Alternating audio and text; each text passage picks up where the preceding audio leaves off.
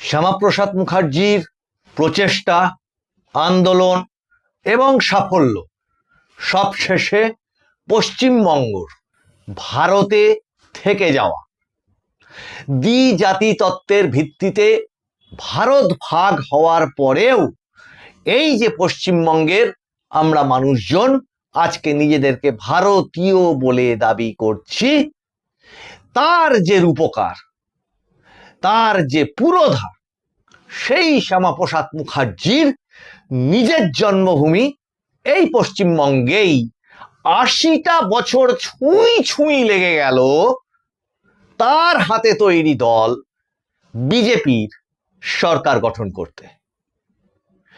আর সেই ২০শে জুন যেদিনকে সেই ঘটনাটি ঘটেছিল, যেখানে সেটা ঘটেছিল, সেই ঐতিহাসিক বক্তৃতার তার ঠিক এত বছর পর প্রধানমন্ত্রী মাননীয় নরেন্দ্র দামোদর দাস মোদীর এই পশ্চিমবঙ্গ সফর, ওই ৪ তারিখের পর যে শপথ গ্রহণ অনুষ্ঠানে তিনি এসেছিলেন ৯ তারিখে, তারপর আজকে তার এই আগমন এবং সেই তারকেশ্বরে দাঁড়িয়ে তার যে ভাষণ, সেটাও খুব অর্থবহ।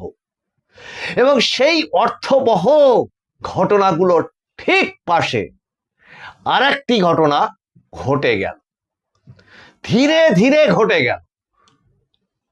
ফলত আরেকজন বা আরেকটি গোষ্ঠী, আরেকটি দল অর্থহীন হয়ে গেল। সেগুলো ঠিক কি, আর এই দুটোর সঙ্গে ঠিক কোন কোন রাজনৈতিক গুরুত্ব আগামী দিনে জড়িয়ে আছে, সেটাই এই এপিসোডে আপনাদের সামনে নিয়ে এসেছি। বন্দে মাতরম, নমস্কার, মানুষের ভাষায় আপনাদের সকলকে স্বাগত। আমি প্রবীর রায়চৌধুরী আপনাদের সাথে।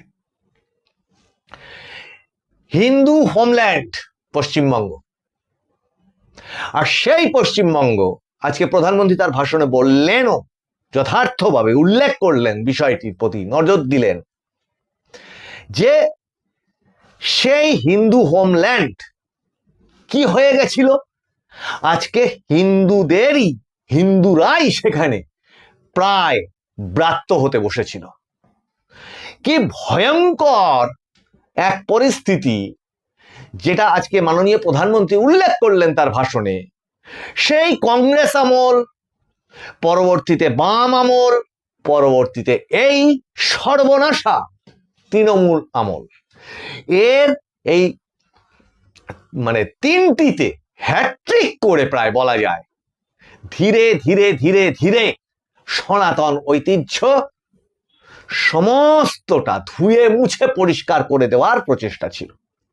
আর তার সাথে এই লাস্ট যে শাসনকালটা গেল, জমানা গেল, সেই তৃণমূল কংগ্রেসের জমানা, তার মূল উদ্দেশ্যই আবার ছিল এই হিন্দু হোমল্যান্ডকে ভারত থেকে বার করে নিয়ে যাওয়ার প্রচেষ্টা, যেটা ওই 1947-46-এর সময় হয়েছিল, যেটা তখন রোধ করতে পেরেছিলেন মাননীয় শ্যামাপ্রসাদ মুখোপাধ্যায়। সেটাকে উল্টে দেওয়ার চেষ্টা করেছিলেন এই মমতা বন্দ্যোপাধ্যায় সরকার। আর সেটা করতে গিয়ে চেষ্টার কোনো কসুর রাখেননি। একদিকে ওপারে বাংলাদেশ, সেই বাংলাদেশ থেকে লাগাতার অনুপ্রবেশ ঘটিয়ে প্রথমে কংগ্রেস, তারপর বামফ্রন্ট, তারপর এই তৃণমূল কংগ্রেস কি করেছে, পুরো একটা যেন নতুন ওই বাংলাদেশের একটা অংশে পরিণত করে ফেলেছিল প্রায় এই পশ্চিমবঙ্গটাকে। পেরে ওঠেনি, শেষ পর্যন্ত পেরে উঠলও না, কিন্তু ক্ষতি অনেকটা করে দিল, এটা নিয়ে কোনো সন্দেহ নেই। অনেকগুলো প্রজন্মকে এরা ধ্বংস করলো। এরা আবার গলা বাড়িয়ে কথা বলে, শিক্ষা, স্বাস্থ্য, সংস্কৃতি, ঐতিহ্য সমস্ত কিছু শেষ করে সব শেষে কিসে লেগেছিল, লুটপাটে লেগেছিল। আর আশ্চর্যের বিষয় দেখুন, আজকে সেই প্রধানমন্ত্রী যখন তার ভাষণ দিচ্ছেন এই 20 তারিখে, এই 20 তারিখে 20শে জুন, আগামীকাল বিশ্ব যোগা দিবস। সেই বিশ্ব যোগ দিবসের প্রাক্কালে এই পশ্চিমবঙ্গ দিবসে তারকেশ্বরের মাটিতে দাঁড়িয়ে যখন প্রধানমন্ত্রী ভাষণ দিচ্ছেন, কি অবাক কাণ্ড! সেই প্রধানমন্ত্রীকে, সেই স্বরাষ্ট্রমন্ত্রীকে যারা বলে বলে বাপ ঠাকুরদা তুলে দিত, শ্লীলতার কোনো ধার ধারত না, তারা আজকে সব দিক থেকে অর্থহীন হয়ে গেছে। কোন কোন দিক থেকে? এক তো তৃণমূল কংগ্রেসের যে ফান্ড শোনা যাচ্ছে, যেটা বিভিন্ন সংবাদ মাধ্যমে বিভিন্ন রকমের হিসাব বেরোচ্ছে, কিন্তু 850 কোটি টাকা নিয়ে তো আর কোনো খুব একটা সন্দেহ নেই। কেউ 1700 কোটি টাকা বলছেন, কেউ 2000 কোটি টাকা বলছেন, বিভিন্ন রকম ফান্ড মিলিয়ে, কিন্তু 850 কোটি টাকা নিয়ে তো কোনো সন্দেহ নেই। এখন সেই 850 কোটি টাকা, সেই 850 কোটি টাকাও নাকি পুরোটাই ইলেকট্রাল বন্ডের নয়, তার মধ্যে আবার বিভিন্ন রকম বেআইনি অর্থের লেনদেন আছে। কে বলছে? কারা বলছে? ওই তৃণমূল কংগ্রেসের সঙ্গে ওতপ্রোতভাবে জড়িয়ে থাকা যে সমস্ত নেতা বিধায়ক হয়েছেন, এখন বিদ্রোহী গোষ্ঠী তৈরি করেছেন, তারা বলছেন। তাদের থেকে বলা যায় অবস্থান পরিষ্কার করেননি, কিন্তু কোষাধ্যক্ষ ছিলেন বলে জানা যাচ্ছে যে অরূপ বিশ্বাস। সেই অরূপ বিশ্বাস প্রথম ব্যাংকের কাছে নোটিশ করেন, চিঠি লেখেন যে ওই অ্যাকাউন্টটাকে যেন সিজ করা হয়। 3টি অ্যাকাউন্ট। এই সমস্ত কাণ্ডের পর এই বিদ্রোহীরাও যখন অভিযোগ জানালেন, পরিষ্কারভাবে লিখিতভাবে অভিযোগ জানালেন যে হ্যাঁ, 10 জন বিধায়ক তাতে সই করলেন যে ওই অ্যাকাউন্টটাকে বন্ধ করা হোক, ওর মধ্যে প্রচুর নাকি বেআইনি অর্থের লেনদেন আছে। ফলত 440 কোটি টাকার অ্যাকাউন্ট ফ্রিজ হয়ে গেল। এখন তারপরেও তো আরো অনেক অংশ আছে, সেগুলোর দিকেও আমরা নজর রাখবো। কিন্তু রাজনৈতিক দিক থেকে যদি বলা যায়, রাজনৈতিক দিক থেকে যারা বলতো একটি আঞ্চলিক দল, সেই আঞ্চলিক দলের সর্বভারতীয় বিভিন্ন রকম পদ, আজকে প্রকৃতই সে আর আঞ্চলিকও আছে কিনা সন্দেহ, খুঁজেই পাওয়া যাচ্ছে না কোথায়। তার নিজের তৃণমূল ভবন নিয়েই টানাটানি পড়ে গেছে। সেই বাড়ির মালিক বলছেন এক, যে এই বাড়িটা মানে ছেড়ে দিতে হবে, আবার তৃণমূল কংগ্রেসের পক্ষ থেকেও কেউ বলছেন যে 2027 সালের অক্টোবর মাস পর্যন্ত তার চুক্তি আছে, সেটা আইনি ব্যাপার। কিন্তু এটা নিয়ে আর কোনো সন্দেহ নেই, পশ্চিমবঙ্গের রাজনীতিতে তৃণমূল কংগ্রেস এই নামটা, মমতা বন্দ্যোপাধ্যায় এই নামটা, এই নামগুলো অর্থহীন হয়ে গেছে। তার দলের টিকিটে জিতে আসা বিধায়করা এখন আর তার দলেই নেই। একটা বিদ্রোহী গোষ্ঠী, আর এক বিধানসভার দিকে, আর একটা হচ্ছে ওই ন্যাশনালিস্ট সিটিজেন্স পার্টি NCPI, তারা তাতে যোগ দিয়ে দিয়েছে পার্লামেন্টে। কাজে তৃণমূল কংগ্রেস অর্থহীন হয়ে যায়নি? সব দিক থেকে অর্থহীন হয়ে যায়নি? অর্থের দিক থেকে অর্থহীন হয়েছে, আর বাস্তবিক অর্থে যাকে বলে প্রসঙ্গ হারিয়েছে, গুরুত্ব হারিয়েছে, তাকেও আমরা বলি অর্থহীন। সেদিক থেকেও অর্থহীন হয়ে গেছে। খেয়াল করে দেখুন, এরাই ঠিক 1 মাস আগে কি 1.5 মাস আগে কি হম্বিতম্বিটাই না করেছে, আর আজকে প্রধানমন্ত্রী যে অর্থবহ কথাগুলো বললেন, সেই কথাগুলো কিন্তু খুব ইম্পর্টেন্ট। চূড়ান্ত উন্নতি এবং প্রগতির কথা যেমন তিনি দিক নির্দেশ করলেন, তেমনি অপরাধ আর অন্যায়ের সঙ্গে যে এই সরকার কোনো রকম আপোষ করবে না, বিভিন্ন নেতা মন্ত্রী করাপ্ট যে সমস্ত মানুষজন আছেন, তারা যে অলরেডি জেলে গেছেন, সেই জিনিসও তিনি উল্লেখ করে বুঝিয়ে দিলেন যে আগামী দিনেও এই কঠোরতা বজায় থাকবে। সঙ্গে বিভিন্ন তার যে গ্যারান্টিগুলো তিনি দিয়ে গেছিলেন, আয়ুষ্মান ভারত সহ এবং সীমান্ত সুরক্ষা, এই সীমান্ত সুরক্ষা, অনুপ্রবেশ, সমস্ত জায়গাগুলোকে তিনি আজকে টাচ করলেন। আরে এই জিনিসগুলোই যদি, যেটা উনি আজকে বললেন, আক্ষেপ প্রকাশ করলেন, এইগুলো যদি 80 বছর ধরে হতো তাহলে পশ্চিমবঙ্গের চিত্রটাই পাল্টে যেত। যে পশ্চিমবঙ্গ ছিল উৎকর্ষতাতে, সমস্ত দিকের উৎকর্ষতাতে, মানে যে কোনো অংশকে টাচ করা হবে, সেটা সমাজের বিজ্ঞান হোক, সাহিত্য, শিল্পকলা, যা কিছু হোক, সব দিক থেকে সে পৃথিবীর সেরা হতে পারত।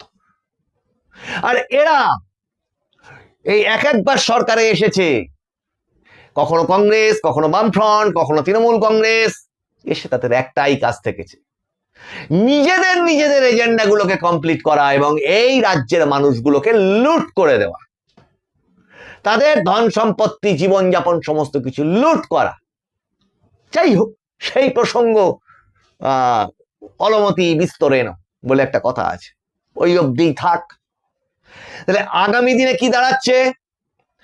আগামী দিনে আজকে যেমন মানে আগামীকাল যেমন বিশ্ব যোগ দিবস আছে, রেড রোডে পালিত হবে, সমস্ত রাজ্যের কোনায় কোনায়, দেশের কোনায় কোনায়, পৃথিবীর কোনায় কোনায় সেটা পালিত হবে। আচ্ছা, এই সব দৃশ্য কি আমরা পশ্চিমবঙ্গে কখনো ভাবতে পেরেছি? দেখেছি? আজকে পুলিশি সিস্টেম, সেই পুলিশি সিস্টেম যে প্রখরতা নিয়ে, স্বাধীনতা নিয়ে কাজ করছে, সেটাও কি বর্ষিয়ান যে সমস্ত নাগরিক আছেন তাদের কাছেও অনুরোধ করছি, মাত্র 1 থেকে 1.5 মাস হয়েছে, সময়টা অবশ্যই খুব কম, আরো অনেকটা না হয় দেখুন, অন্তত কিছু কি চেঞ্জেস এটা নজরে পড়ছে? দুর্নীতিটা নিশ্চয়ই কোনো কর্মসংস্থান হতে পারে না, দুর্নীতি, জবরদখল, এগুলো নিশ্চয়ই কোনো কর্মসংস্থানের মাধ্যম হতে পারে না। এই জায়গাটায় কি সকলে আগে একমত হচ্ছেন? আর একটি রাজ্য সরকার ক্ষমতায় আসার 1 থেকে 1.5 মাস মোটে হয়েছে, মন্ত্রিসভা নতুন গঠন করে সে তার কাজ শুরু করেছে, যে প্রশাসনটা সে হাতে পেয়েছে, যে রাজ্যটার তছনছ অবস্থাকে সে হাতে পেয়েছে, সেটা কেউ কনসিডার করবে না? কি ধ্বংসস্তূপের ওপরে এই সরকার জঞ্জাল ঝাঁট দিয়ে সেই পরিচ্ছন্ন মাটিতে সে চারা গাছ রোপণ করতে চাইছে, এটা কনসিডার করা হবে না? আর এটা কনসিডার করলে এটা বুঝতে হবে যে ধান ফেললেই চারা গাছ বেরিয়ে যায় না, আর ধান ফলে যায় না, সময় লাগে। তাহলে সেই সময়টুকু এই রাজ্যের মানুষকেও দিতে হবে, তার অনুকূল পরিবেশ মানুষকেও তৈরি করতে হবে। এবং এখানে আমার যেটুকু মনে হয় যে মানুষের স্বভাবগত যে জায়গাগুলো, রাস্তায় একটি মানুষ থুতু ফেলবে, রাস্তায় হাতে করে নিয়ে যাওয়া প্লাস্টিক ছুঁড়ে ফেলে দেবে, ট্রেনে ওঠার সময় আর একটা মানুষকে ইচ্ছাকৃতভাবে ধাক্কা দিয়ে সে উঠবে, টিকিট কাটার লাইনে অন্যকে টপকে সে যাতে আগে লাইনে টিকিট পায় সেই ব্যবস্থা করবার চেষ্টা করবে। অন্যে একই রকম সরকারি প্রকল্পে লাইন দিয়েছে রোদ্দুরের মধ্যে, সেই রোদ্দুরের লাইন টপকে গিয়ে অন্য কাউকে কাটমানি দিয়ে সে যাতে ঘরে বসে সেই সার্টিফিকেটটা বা প্রকল্পের সুবিধাটা পেয়ে যায় সেই চেষ্টা করবে। এইগুলো কি, এই স্বভাবগুলো তো মানুষের, এবং এই স্বভাবগুলো এই 80 বছর ধরে তৈরি হয়েছে এই রাজ্যে। তাহলে এই স্বভাবগুলো তো মানুষকে তার ঘর ছেড়ে দিন, নিজের ভিতর থেকেও চেঞ্জ করতে হবে। অবশ্যই এটা মানতে হবে যে সিস্টেমটা যেরকম ভাবে চলে, মানুষের জীবনযাত্রা অনেকাংশে তার দ্বারা প্রবাহিত হয়ে আপোষ করে নিয়ে চলতে বাধ্য হয়। এখন যে রেজিমটা, যে সরকারটাকে কোনো রকম ভাবে নড়ানোই যাচ্ছিল না, অসাধ্য হয়ে গেছিল, তখন মানুষ ভেবে নিয়েছিল এইভাবেই চলতে হবে, এই কাটমানি দিতে হবে, এই ঘুষই দিতে হবে, আমার সমস্ত কিছু তারা লুট করে নিয়ে যাবে, সেটা চোখ চেয়ে বসে দেখতে হবে। কিন্তু সেই অবস্থার যখন সামগ্রিক পরিবর্তন হয়েছে, যাকে বলা হয় সৎসঙ্গে স্বর্গবাস, অসৎসঙ্গে নরকবাস, তা সেই সৎসঙ্গের পরিবেশ যখন তৈরি হচ্ছে, তখন মানুষকেও তো চোখটা একটু বড় করে তাকাতে হবে, যেটা আমরা চারপাশে দেখতে পাচ্ছি। সমস্ত জায়গাতে, উত্তরবঙ্গ থেকে সেই কোচবিহার থেকে কাকদ্বীপ পর্যন্ত যে দেখতে পাচ্ছি, মানুষ জেগে উঠেছে। মানুষ জেগে উঠে দেখিয়ে দিচ্ছে কোথায় কোথায় কোথায় কোথায় কোথায় কোথায় জঞ্জাল আছে। আবার কোথাও কোথাও মানুষ এখনো জেগেও ঘুমোচ্ছে, একটু সময় নিচ্ছে। তাদেরকে এই প্রধানমন্ত্রীর শহর দেখিয়ে দিল যে সেটা কত অর্থবহ। সেই হিন্দু হোমল্যান্ড, যে হিন্দু হোমল্যান্ড এই পশ্চিমবঙ্গের সৃষ্টি, সেই সূচনার সময়ের সেই স্বপ্ন ছিল, সেই স্বপ্ন আজকে বাস্তবে পরিণত হয়েছে।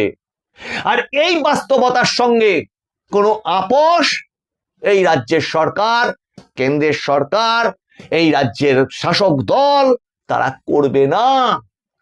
যে রাজ্য থেকে এই রাজ্যের হিন্দুদের, সেই মুর্শিদাবাদ, মোথাবাড়ি, অন্যান্য বিভিন্ন জায়গা ধরেই নিন না কেন, নিজে ভুক্তভোগী হয়ে বলছি যে নিজ ভূমে পরবাসী হয়ে যেতে হয়েছিল, তাহলে আজকে সেই মাতৃভূমিকে তার লুট হওয়া থেকে রোধ করা গেছে, কিন্তু কাজ এখনো অনেক বাকি।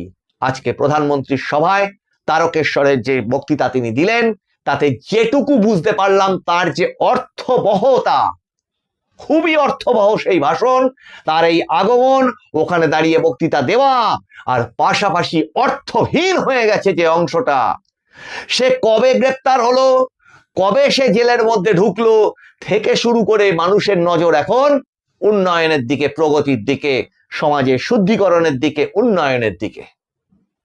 কাজে এই অর্থহীন অংশটা খুব স্পষ্টভাবে চোখে পড়ছে। আর অর্থবহ এই ভাষণ, অর্থবহ সদর্থক সরকারের যে পদক্ষেপগুলো, সেগুলোও ঠিক পাশাপাশি ততটাই চোখে পড়ছে। সেই কারণে যখন দেখা যাচ্ছে যে এই অন্নপূর্ণা ভাণ্ডারের টাকা ঢুকছে, কিন্তু অবৈধ অংশ তা বাদ পড়ছে, সেটা কার কল্যাণে, কাদের কল্যাণে, সেটা এই পশ্চিমবঙ্গের মানুষ হারে হারে বুঝেছে ওই গত এই ৭৯টা বছর ধরে। আর এবার তারা স্পষ্টত বুঝছে কি ঠকা আর কি ঠেকে গেছিল তারা। আগামী দিন আমরা প্রতীক্ষা করে থাকব নতুন নতুন নতুন আশা এবং স্বপ্ন, যেগুলো আমরা দেখেছি সেগুলোর বাস্তবায়নের জন্য। তবে অবশ্যই নতুন সরকারকে সময় তো দিতেই হবে। শুধু দর্শকবৃন্দ, আপনাদের এপিসোডগুলো ভালো লাগলে একটু লাইক, শেয়ার, কমেন্ট করবেন। আপনাদের কমেন্ট, আপনাদের লেখা আমাদের কাছে সম্পদ। আপনারা নোটিফিকেশন অন রাখবেন। আপনাদের সঙ্গে আবার দেখা হবে সামনের এপিসোডে। আপনারা নজর রাখুন মানুষের ভাষার পর্দায়। মানুষের ভাষা সবার মনের কথা বলে। বন্দে মাতরম। নমস্কার।